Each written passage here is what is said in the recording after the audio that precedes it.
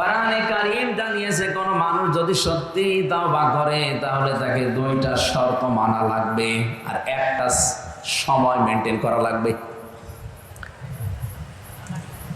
সূরা সমার 24 নম্বর পারা 3 নম্বর পৃষ্ঠার 12 নম্বর লাইনের 53 নম্বর আয়াতে আল্লাহ দলিল দিয়েছেন আমরা তাওবা যদি করতে চাই শর্ত মানা লাগবে কয়টা? আরো জোরে বলেন। সময় একটা। শর্তগুলো কি কি এবার দেখেন তো। এত বড় বিশাল লাভের জিনিস আল্লাহ আমাদেরকে ময়দানে আসার কারণে দিচ্ছে, এটা খেলা করার জন্য না। ওয়ানিবু ইলা রাব্বিকুম ওয়াসলিমু লাহু মিন ক্বাবলি আইয়াতিয়াকুমুল আযাবু সুম্মা লা তুনসারুন। এটা তাফসীর ফি জিলালিল কোরআনে পাবেন। সাইয়্যিদ কুতুব শহীদ রহমাতুল্লাহ আলাইহি তাফসীর করতে গিয়ে লিখেছেন কোন মানুষ যদি সত্যি তাওবা করে তাকে ফিরে আসা লাগবে এক নম্বরে আল্লাহর দিকে। কার দিকে? এই শব্দটা শুনতে যত সহজ মনে হচ্ছে প্র্যাকটিক্যাল লাইফে শব্দটা মেলানো অত সহজ না।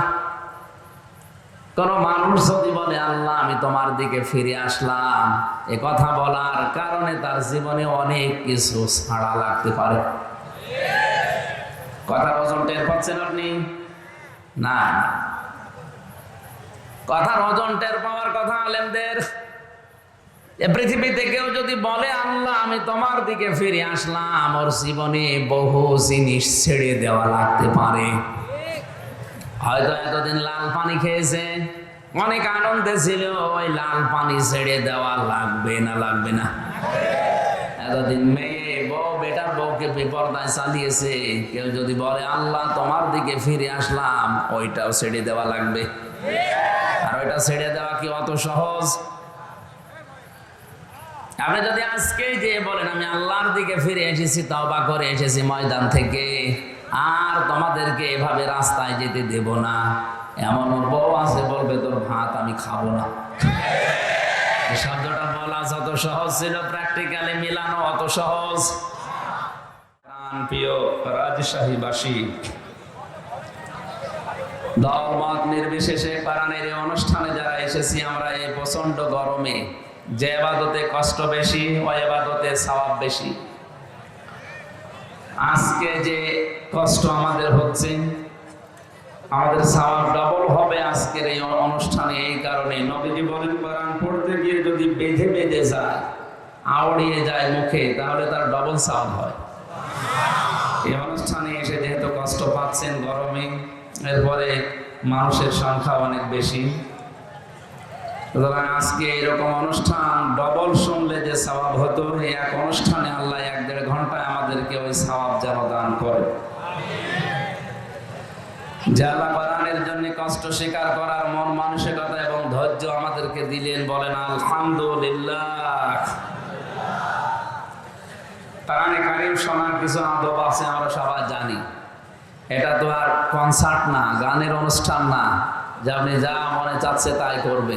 এটা ইবাদত চলছে। এখন কি চলছে বলেন তো? আর ইবাদত যেভাবে করা লাগে ওইভাবে হবে, নয়তো আবার উল্টা গুনাহ হয়ে যাবে। আপনার না আসায় হয়তো ভালো ছিল। ফাসতামিউ লাহু আনসিতু, কোরআনে কারীম যেখানে তেলাওয়াত করা হয়, আরম্ভ করা হয়, চুপ থাকবা এবং শুনবা, দুইটাই ফরজ। দুইটাই কি? এখনো যারা চুপ করেননি আপনি ফরজ তরক করছেন, গুনাহ হচ্ছে আপনার। চুপ করেন, কষ্ট হলেও চুপ করেন। এই কথা বলেন কেন? আবার কথা বলে কে গো? কথা বলা যাবে, দাঁড়িয়ে থাক। মানুষ দাঁড়া বসবে কোথায়? ওখানে দাঁড়িয়ে থাক। আর এই যে জায়গাগুলো ফাঁকা রেখেছেন কেন করেন? এখানে কিছু বিছিয়ে দিলে তো বসতে পারে। কথা বলা যাবে না। যাই হোক, যা হয়ে গেছে কথা বলা যাবে না। আমরা ইবাদতে যেহেতু প্রবেশ করে ফেলেছি, যেভাবে ইবাদত করেন আপনি, নামাজ পড়েন ইবাদত মনে করে, ওইভাবে 1 ঘন্টা পরে মানে চুপ করে থাকেন, দিলের কান লাগিয়ে শুনবেন। আল্লাহ পাক বলেন ইন্না ফি যালিকা লাযিকরা লিমান কানা লাহু কলবুন আও আলকাস সামআ ওয়া হুয়া শাহীদ। সূরা কফের ভেতরে আছে এই তেলাওয়াত, এই কোরআন, এই জিকির যদি শুনতে চাও, এক নম্বরে উপস্থিত হয়ে শোনো। প্রশ্ন আসতে পারে, সেই বাড়ি আমার এখান থেকে 20 কিলোমিটার দূরে, এত দূর কষ্ট করে এখানে আসা লাগবে কেন? ওখানে তো মোবাইলে লাইভ আমি দেখতেই পাচ্ছি না। মুরগির পেটের নিচে যে ডিমগুলো থাকে ওইগুলো থেকে কিন্তু বাচ্চা হয়, বাইরে যেগুলো থাকে ওগুলো এমনিতেই নষ্ট হয়ে যায়, পচে যায়, বোয়া বলা হয় ডিমগুলোকে। কোরআনে কারিমের এই অনুষ্ঠানে কষ্ট করে আসার ভেতরে কিছু আল্লাহ রেখে দিয়েছেন। এখানে আসলে যে জিনিসটা পাওয়া যাবে আপনি লাইভ দেখে 20 কিলো দূর থেকে ওটা পাবেন না। কোন মানুষ যখন কোরআন শোনার জন্য বাড়ি থেকে বের হয়, আর আমরা এই নিয়তে যারা এসেছি, যদি আমাদের দুইটা বিষয় থাকে যে আল্লাহ আমি আজকে তাওবা করে ভালো হয়ে যাব। আসলে ভেতরে 3 বছর থাকার কারণে শরীরের কন্ডিশন খারাপ হয়ে গেছে, তাছাড়া তো আমার এমনিতে কোনো অসুবিধা ছিল না। কি খেয়েছি না খেয়েছি, এক ঘরের ভেতরে শরীরটা ভেঙে গেছে। এখন স্বাভাবিক হতে আরো সময় লাগবে। বের হওয়ার পরে ডাক্তার দেখিয়েছিলাম, উনি বলেছিল আপনি 12 ঘন্টা করে ঘুমাবেন। 12 ঘন্টা, 12 মিনিট ঘুমাতে দেয় না মানুষ। কালকে ছিলাম সে বরিশাল মেহেন্দিগঞ্জ, অনেক ভেতরে, গৌরীপুর বলে এক এলাকায়। ওখান থেকে রাত 11:30টায় গাড়ি ছেড়ে দিনের বেলায় অনুষ্ঠান ছিল বাগমারা কেশবঘাটের কোন এলাকায় যেন বাঙালি, ওখানে এসে আসরের নামাজ পড়েছি। সারাদিন সারা রাত গাড়িতে, এরপরে আবার এখানে। শরীর সাপোর্ট করলে আমার কিছু দরকার হবে না ইনশাল্লাহ। দোয়া করছি আপনাদের কাছে আল্লাহ যেন আমাকে সাপোর্ট করেন। রাজশাহীবাসী, কোরআনে কারিমের প্রতি এই মহব্বত দেখে আমার একটা কথা মনে হচ্ছে, সূক্ষ্ম যে ষড়যন্ত্রগুলো এদেশে কোরআনের বিরুদ্ধে চলছে, আমি বিশ্বাস করি কিয়ামতের আগে দেশে এগুলো সফল হবে না। আল্লাহ যেন আমার এই বিশ্বাসকে সত্যে পরিণত করেন, বলেন আমিন।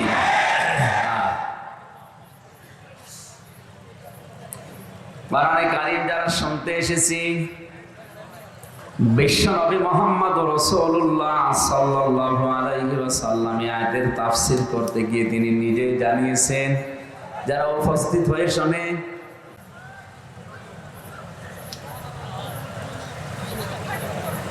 কোরআনে কারীম জানিয়েছে ইল্লা মা তাবা ওয়া আমানা ওয়া আমিলা আমালান সালিহান ফাউলাইকা ইউবাদদিলুল্লাহু সাইয়্যাতিহিম হাসানাত ইলা আখির আয়াত।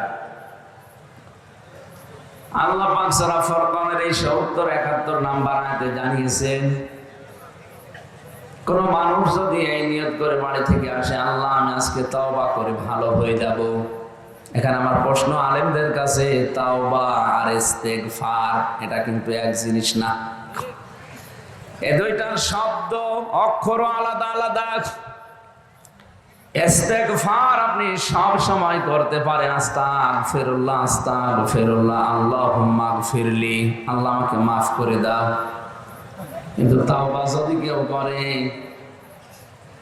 আল্লাহ পাক গ্যারান্টি দিয়েছেন, তাওবা করলে ওর পেছনের যে অপরাধগুলো ছিল আমি আল্লাহ শুধু মাফ করে দেই না, ওই জায়গাটা পুরা ফাঁকা হয়ে যায়, পুরাটা নেকি দিয়ে ভরাট করে দেয়।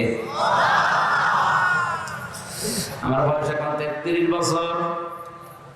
এই 33 বছরে যত অপরাধ জানা না জানা আমি করেছি, আজকের এই ময়দানে যদি সত্যি তাওবা করার নিয়তে আমি বসি, আর যদি তাওবা করতে পারি, আর তাওবার উপরে যদি সত্যি সত্যি টিকে থাকতে পারি, কোরআনে কারীম গ্যারান্টি দিচ্ছে ফাউলাইকা ইউবাদদিলুল্লাহ, আল্লাহ যেন নিজের কুদরতি হাতের আঙ্গুল এভাবে দেখিয়েছেন। এটা তাফসীরে হাক্কানিতে পাবেন। আল্লাহ পাক যেন নিজের কুদরতি হাতে ভাবে আঙ্গুল দিয়ে ইশারা দিয়ে দেখাচ্ছেন রাজশাহী বাগমারা আর এই মাছ গ্রামে এই ময়দানের মানুষগুলো, কি এই মানুষগুলো যারা তাওবা করার নিয়তে বসে আছে, ফাউলাইকা ইউবাদদিলুল্লাহ বাদদালা ইউবাদদিলু তাবদীলান ফাহুয়া মুবাদদিলুন, এটা বদল হয়ে যাবে, পাল্টিয়ে যাবে, পরিবর্তন হয়ে যাবে। সাইয়্যাতিহিম হাসানাত, দুইটাই বহু বছর, যত গুনাহ ছিল পুরা উল্টিয়ে ওইটাই নেকি দিয়ে পাল্টিয়ে দেব আমি আল্লাহ। এবার আমাদের প্রশ্ন হচ্ছে তাওবা ইস্তেগফার তো সব সময় করছি, আল্লাহ আমারে মাফ করো, আমাকে মাফ করো, আস্তাগফিরুল্লাহ। গফার থেকে শব্দটা ইস্তেগফার বা ইস্তেফাল, আর তাওবা এটা কিন্তু ওই শব্দ না। আপনি যদি সত্যি এখানে বসে আজকে তাওবা করার নিয়ত করেন, কত বড় বিশাল একটা বেনিফিট পাওয়া যাচ্ছে। জাকিরুল ইসলাম শান্ত সাহেব 50 বছর বয়স, মনে করেন এই 50 বছরের দুনিয়ায় যত অপরাধ করেছে, যে ধরনের অপরাধ হোক, সব আজকে কোরআনের ইজ্জতে তাওবার খাতিরে আল্লাহ মাফ করে জায়গাটা নেকি দিয়ে ভরাট করে দেবে। এটা কি এমনি এমনি দেওয়ার কথা? তাওবাটা কি জিনিস? তাহলে আমাদের দেশে বিভিন্ন দরবারে গেলে মানুষকে তাওবা পড়ায় পীর সাহেবরা, যে আস্তাগফিরুল্লাহ রাব্বি মিন কুল্লি যামবি ওয়া আতুবু ইলাইহি, হয়ে গেল না। এটা তো আবার একটা বাক্য। কোরআনে কারীম জানিয়েছে কোন মানুষ যদি সত্যি তাওবা করে তাহলে তাকে 2টা শর্ত মানা লাগবে, আর একটা সময় মেনটেন করা লাগবে। সূরা জুমার 24 নম্বর পারার 3 নম্বর পৃষ্ঠার 12 নম্বর লাইনের 53 নম্বর আয়াতে আল্লাহ দলিল দিয়েছেন, আমরা তাওবা যদি করতে চাই শর্ত মানা লাগবে কয়টা? আরো জোরে বলেন। সময় একটা। শর্তগুলো কি কি এবার দেখেন তো। এত বড় বিশাল লাভের জিনিস আল্লাহ আমাদেরকে ময়দানে আসার কারণে দিচ্ছে, এটা খেলা করার জন্য না। ওয়ানিবু ইলা রাব্বিকুম ওয়াসলিমু লাহু মিন ক্বাবলি আইয়াতিয়াকুমুল আযাবু সুম্মা লা তুনসারুন। এটা তাফসীর ফি জিলালিল কোরআনে পাবেন। সাইয়্যিদ কুতুব শহীদ রহমাতুল্লাহ আলাইহি তাফসীর করতে গিয়ে লিখেছেন, কোন মানুষ যদি সত্যি তাওবা করে তাকে ফিরে আসা লাগবে 1 নম্বরে আল্লাহর দিকে। কার দিকে? এই শব্দটা শুনতে যত সহজ মনে হচ্ছে, প্র্যাকটিক্যাল লাইফে শব্দটা মেলানো অত সহজ না। কোন মানুষ যদি বলে আল্লাহ আমি তোমার দিকে ফিরে আসলাম, এ কথা বলার কারণে তার জীবনে অনেক কিছু ছাড়া লাগতে পারে। কথার ওজন টের পাচ্ছেন আপনি? না, কথার ওজন টের পাওয়ার কথা আলেমদের। এ পৃথিবীতে কেউ যদি বলে আল্লাহ আমি তোমার দিকে ফিরে আসলাম, ওর জীবনে বহু জিনিস ছেড়ে দেওয়া লাগতে পারে। হয়তো এতদিন লাল পানি খেয়েছে, অনেক আনন্দে ছিল, ওই লাল পানি ছেড়ে দেওয়া লাগবে না? লাগবে না? এতদিন মেয়ে বউ বেটার বউকে বিপর্দায় চালিয়েছে, কেউ যদি বলে আল্লাহ তোমার দিকে ফিরে আসলাম, ওইটাও ছেড়ে দেওয়া লাগবে। আর ওইটা ছেড়ে দেওয়া কি অত সহজ? আপনি যদি আজকে যে বলেন আমি আল্লাহর দিকে ফিরে এসেছি, তাওবা করে এসেছি ময়দান থেকে, আর তোমাদেরকে এভাবে রাস্তায় যেতে দেব না, এমন বউ আছে বলবে তোর ভাত আমি খাবো না। এই শব্দটা বলা যত সহজ ছিল, প্র্যাকটিক্যালি মিলানো অত সহজ।